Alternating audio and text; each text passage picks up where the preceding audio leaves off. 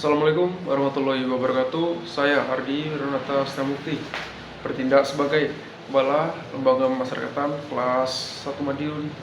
Dan pada kesempatan kali ini saya akan menyampaikan diagnosis organisasi dan rekomendasi perubahan untuk meningkatkan kinerja Lembaga Pemasyarakatan kelas 1 Madiun.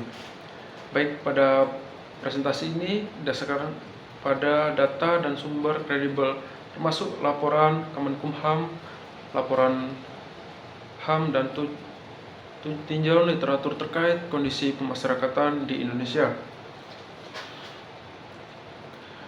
Gambaran singkat organisasi, yaitu lembaga pemasyarakatan ini menampung sekitar 700 narapidana dengan fasilitas dan sumber daya yang disediakan oleh Direktorat Jenderal Pemasyarakatan.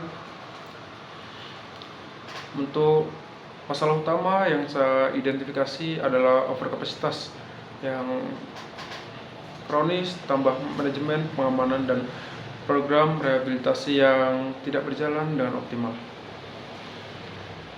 Dampak langsung dari kondisi ini antara lain menurunnya kondisi kesehatan penghuni, kedua meningkatnya konflik internal, dan ketiga menurunnya efektivitas layanan pembinaan, dan yang terakhir berpotensi meningkatnya angka residivisme serta tekanan hukum dan reputasi terhadap lembaga sesuai dengan Kemenkumham tahun 2023 dan Komnas HAM tahun 2022. Untuk melakukan diagnosis ini, saya menggunakan pendekatan berbasis bukti dan memilih model ini karena kemampuan dan mengintegrasikan aspek struktur sistem, gaya kepemimpinan, staf, keterampilan, serta strategi yang nilainya bersama dengan relevan untuk masalah ini. Pada unsur strategi tidak terdapat strategi terpadu untuk mengatasi kepadatan dan memperkuat rehabilitasi kebijakan dan lebih reaktif daripada preventif.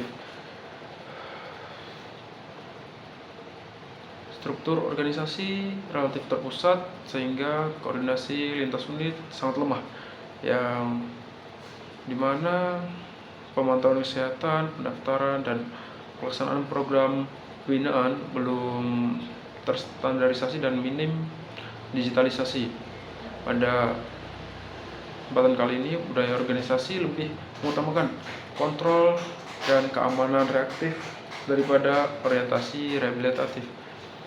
Pada gaya kepemimpinan ini cenderung birokratis dengan sedikit pemberdayaan staf di lapangan. Terdapat kekurangan personil terlatih dan beban kerja yang tinggi pada skill, keterampilan pembinaan, dan manajemen risiko, dan layanan kesehatan jiwa relatif sangat terbatas. Dari penerapan ini, akar penyebab dapat diringkas sebagai kebijakan peradilan dan penempatan yang lambat menyebabkan overkapasitas, dan kedua ketidakefisienan operasional dan data menghambat layanan pembinaan. Budaya organisasi yang lebih mengutamakan pengawasan daripada rehabilitasi, serta keterbatasan kapasitas SDM dan pelatihan. Proses diagnosis ini yang saya lakukan meliputi laporan resmi dari Kemenkumham, laporan Komnas HAM, artikel berita investigasi, dan literatur akademik mengenai residivisme dan overkapasitas. Ciri dari diagnosis yang saya pegang adalah berbasis bukti, transparan, iteratif, dan melibatkan pemangku kepentingan kunci agar temuan dapat divalidasi dan diterima.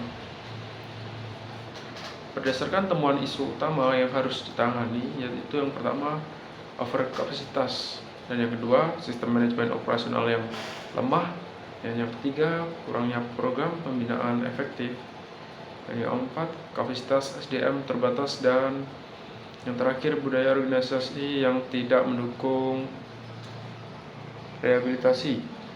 Langkah implementasi yang saya usulkan dapat dilaksanakan adalah yang pertama, yaitu menciptakan rasa urgensi dengan mempublikasikan data kepadatan, risiko kesehatan, dan biaya operasional, serta mengadakan rapat pemangku kepentingan. Yang kedua, yaitu selanjutnya membentuk koalisi pendorong perubahan yang terdiri dari saya sendiri sebagai kepala lembaga masyarakatan, kepala pembinaan, kepala kesehatan, perwakilan staf, humas, hingga perwakilan mitra dari eksternal. Yaitu yang ketiga, merumuskan visi dan strategi bersama. Misalnya seperti visi lapas aman, sehat, dan rehabilitatif yang mencakup target penurunan kepadatan, digitalisasi sistem, dan program pembinaan terpadu. Dan yang keempat, mengkomunikasikan visi secara intensif ke seluruh staf dan pemangku kepentingan eksternal. Yang kelima, memberdayakan staf melalui pelatihan manajemen risiko, teknik pembinaan modern, dan penggunaan sistem informasi yang baru. Dan yang keenam, yaitu menetapkan dan merayakan kemenangan jangka pendek seperti pengurangan kepadatan yang mungkin hanya 10% melalui penerapan alternatif, hukuman bagi pelanggar, hukuman ringan, dan asimilasi terbatas, dan pilot relokasi berisiko rendah. Dan yang ketujuh, mengkonsolidasikan hasil dan memperluas intervensi efektif ke unit lain, serta memperbaiki prosedur, remisi, dan integrasi data peradilan. Dan yang kedelapan, mengikat perubahan ke budaya organisasi dengan pembaruan SOP, mekanisme penghargaan, dan kriteria rekrutmen yang mendukung orientasi rehabilitatif. Intervensi operasional spesifik yang direkomendasikan meliputi memperkuat kerjasama dengan pengadilan dan kejaksaan untuk percepatan berkas perkara dan pengembangan alternatif hukuman untuk pelanggaran ringan.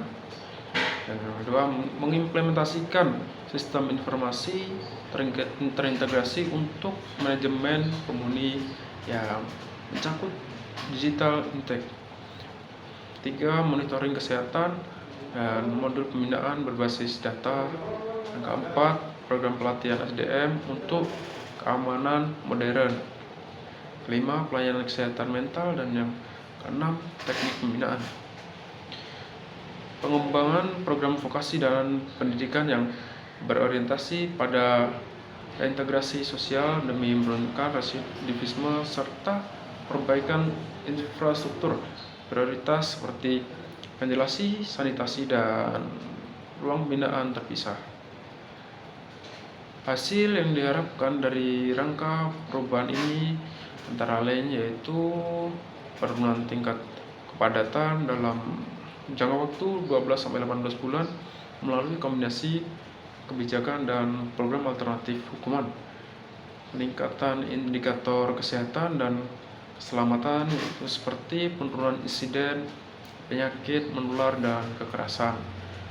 Selanjutnya, peningkatan partisipasi dalam program pembinaan serta penurunan angka residivisme dalam jangka yang menengah dan peningkatan kepuasan staf serta penurunan turnover. Untuk memonitor kemajuan disarankan indikator seperti ini dan jumlah peserta program pembinaan, angka residivisme, insiden kesehatan, dan kekerasan, serta survei kepuasan staf.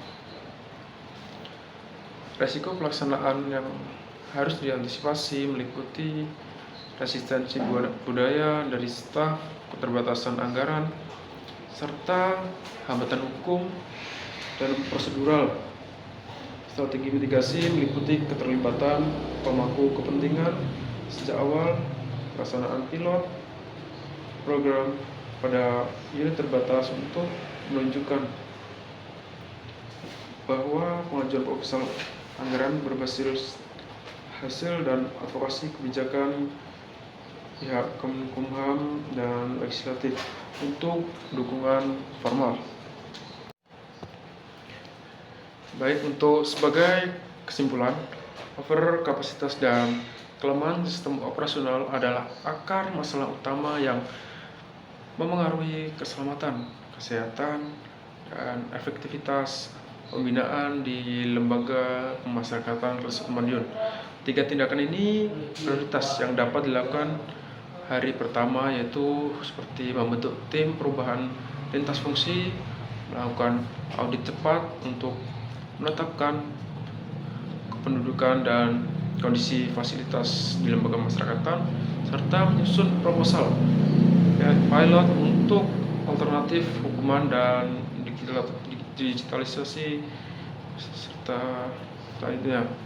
Baik, untuk akhir kata, terima kasih atas perhatian, dan saya siap memfasilitasi tahap diagnosis lapangan dan menyusun rencana aksi dalam 6-12 bulan berikutnya. Untuk tindak lanjut atau pertanyaan, silakan hubungi saya langsung sebagai Kepala Lembaga Pemasyarakatan Kelas 1 Madiun. Akhir kata, saya ucapkan terima kasih dan wassalamualaikum warahmatullahi wabarakatuh.